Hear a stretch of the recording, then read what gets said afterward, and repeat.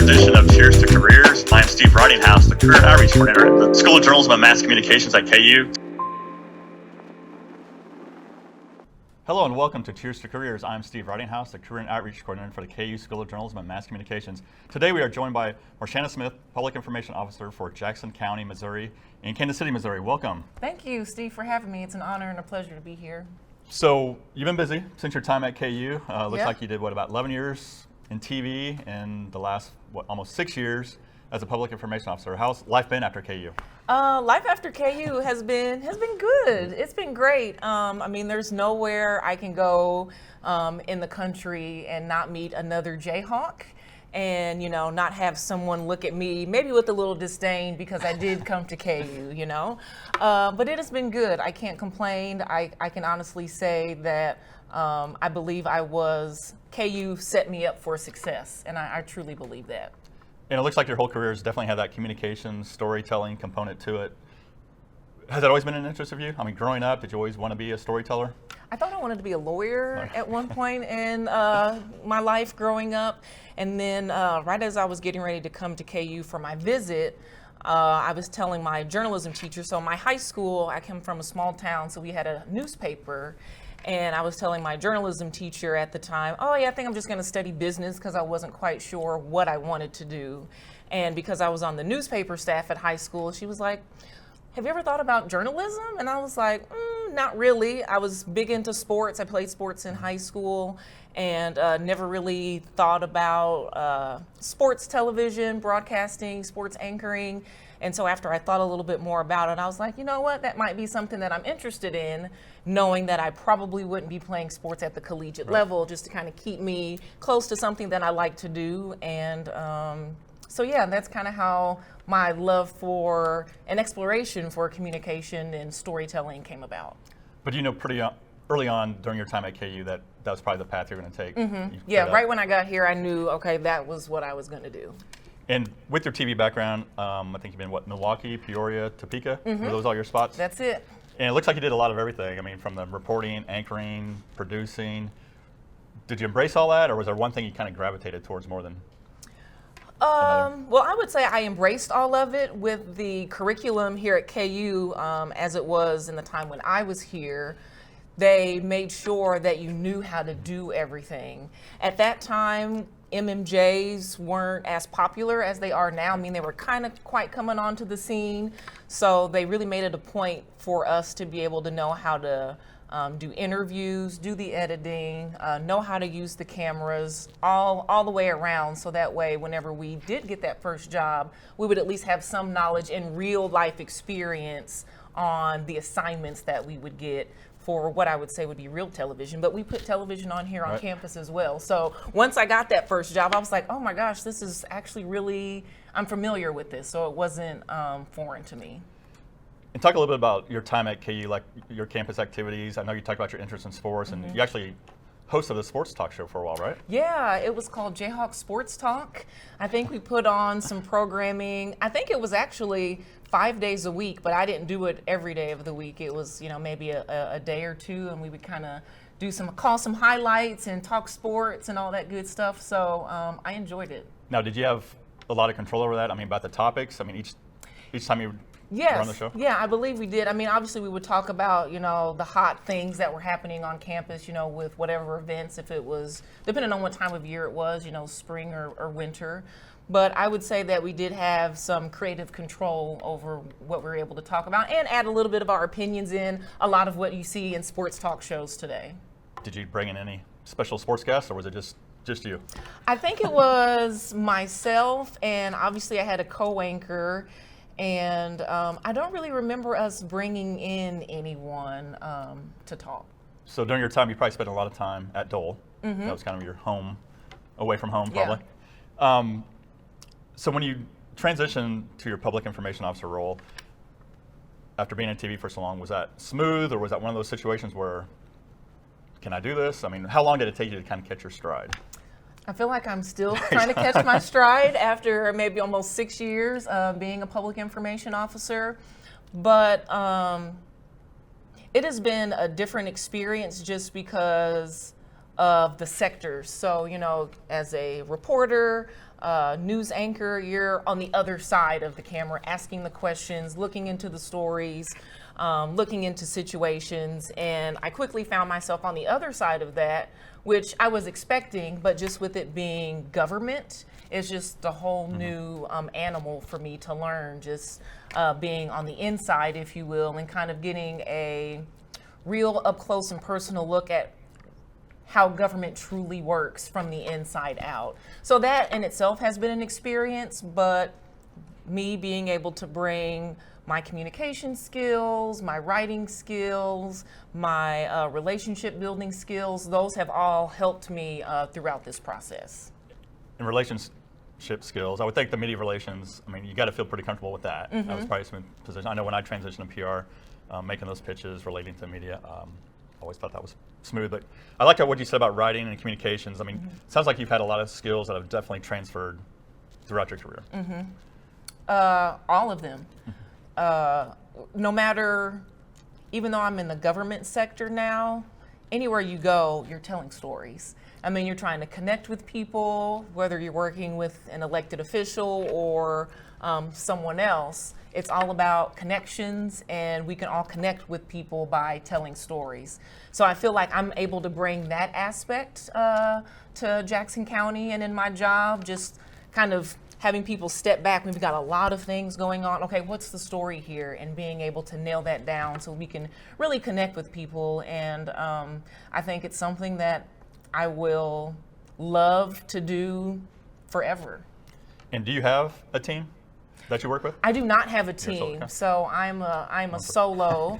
I do work closely with some of our chief executive staff as well, who were able to kind of help me and guide me in those beginning stages when it kind of seemed like things were falling off the rails, and I'm like, oh my gosh, what's going on? How do I navigate this? So I really have had a lot of great people around me to help me navigate this new normal, so to speak. But yeah, a lot of great transferable skills, writing, communication, deadline driven. I am still deadline driven.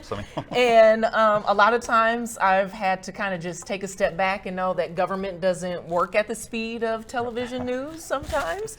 And so that's been a challenge for me to adjust to. And before you started professionally, internships, I think you interned with Fox 4 for sports. Any other internships?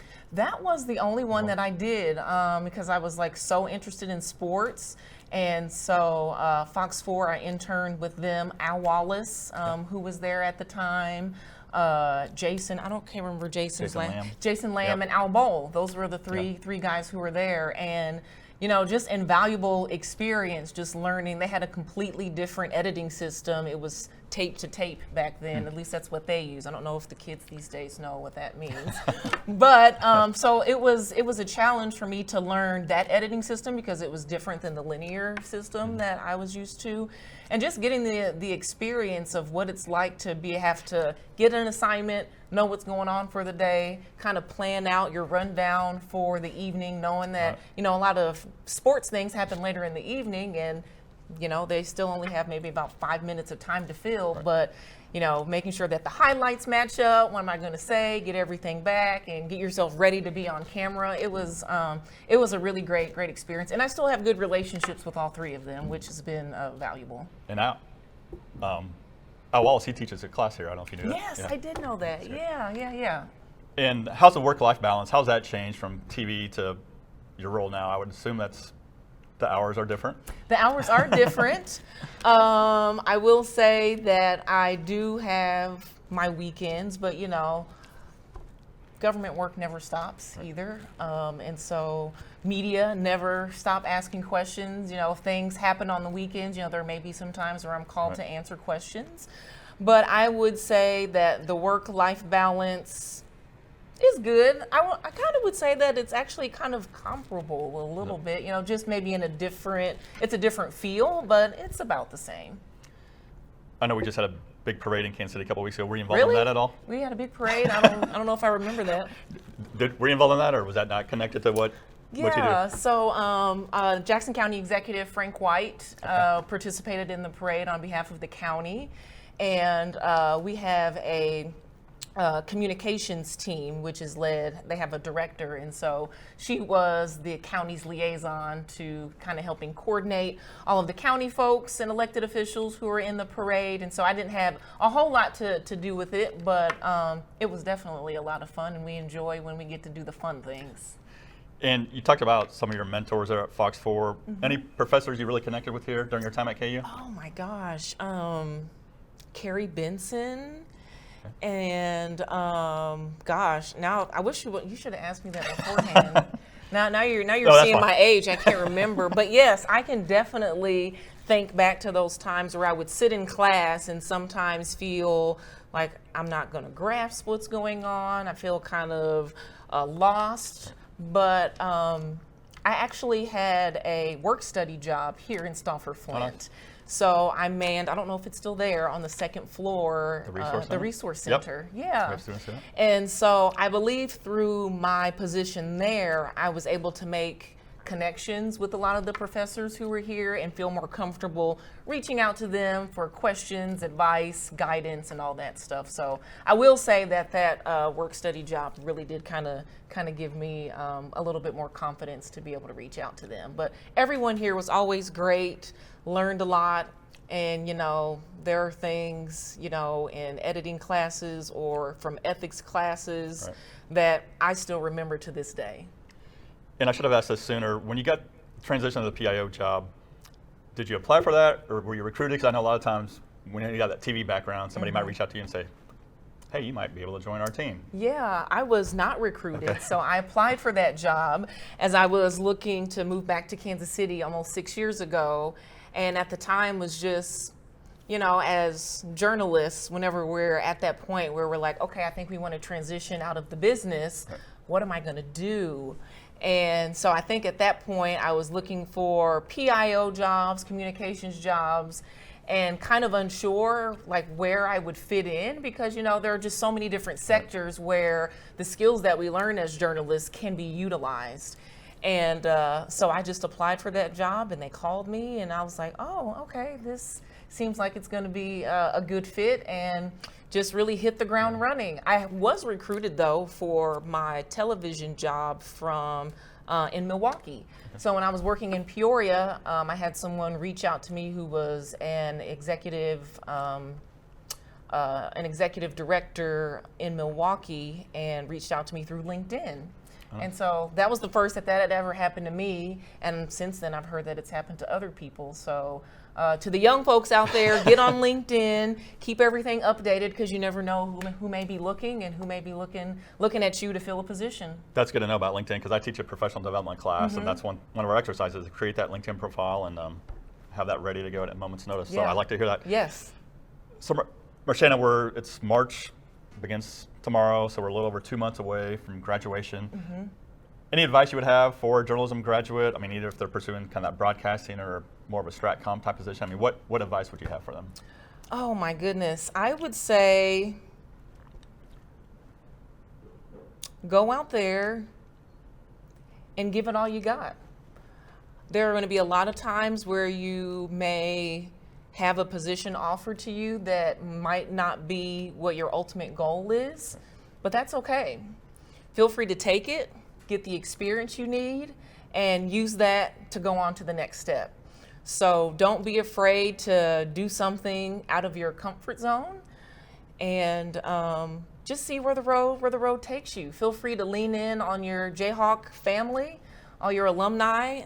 I will say life in general is about who you know, not just about careers and things, but just about who you know. So continue to make those connections, establish those relationships, and go out there and take the world over. No, great advice. I think we'll have to give you the mic on commencement day if you want to speak at Memorial Stadium. Really? Are you going to write my speech for me? I can do that, yeah. Okay, well, if you're going to write my speech for me, and I don't have to worry about doing that. I write a lot of speeches and things like that as well. So if you could take that off of my plate, I just might consider that. Well, Marshanna, thanks for joining us, making that trip from Kansas City. I know that takes some time to get over here. And hey, cheers to your careers. Yes. I appreciate you making the trip. Cheers. Thanks.